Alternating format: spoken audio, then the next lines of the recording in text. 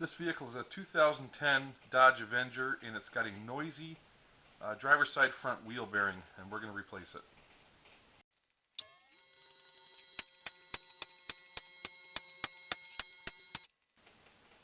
Okay, so looking on the underside of the car, there's two large 18 millimeter head bolts that hold the caliper and the bracket onto the steering knuckle. We're going to remove those. And then there are four bolts that secure. There's one here, one over there, one up there, and one on the opposite side. These secure the hub assembly into the steering knuckle. These are all 15 millimeter head bolts. What's nice about this is we don't have to mess with the speed sensor, because that's actually in the steering knuckle and the tone rings on the axle instead of being in the bearing on this one. So I'm going to lower it down, we'll pull the tire off, and then we'll pull this apart.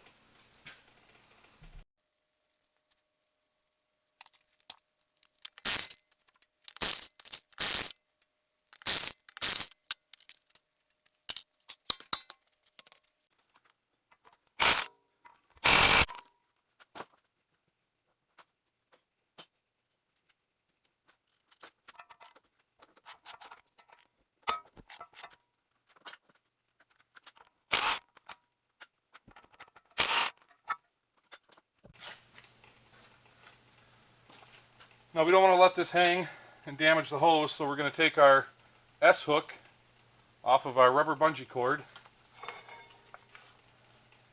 If you've ever watched one of my videos, you'll see I use these in everything. Perfect. Hang it up there out of the way. Get this rotor off of here.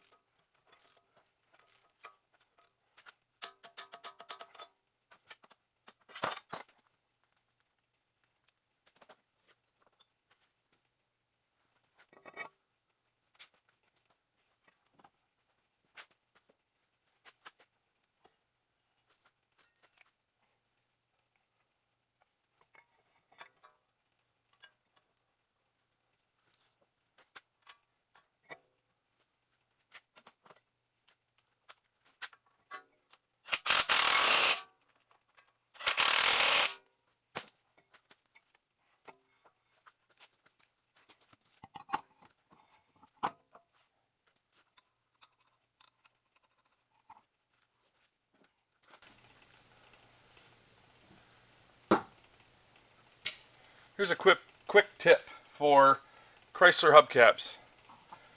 Whenever you're putting on lug nuts on a steel wheel that uses one of these poly hubcaps, you want to put on the two lug nuts that form a, what's the word I'm looking for? Is it isosceles triangle? It forms a perfect triangle, okay? Because when you look, let me clarify, forms a triangle with the valve stem, okay? Because when you look, every single Chrysler hubcap is this way. Once you put those on, you can tighten those two down, and then you can actually snap the hubcap on and put the other lug nuts in.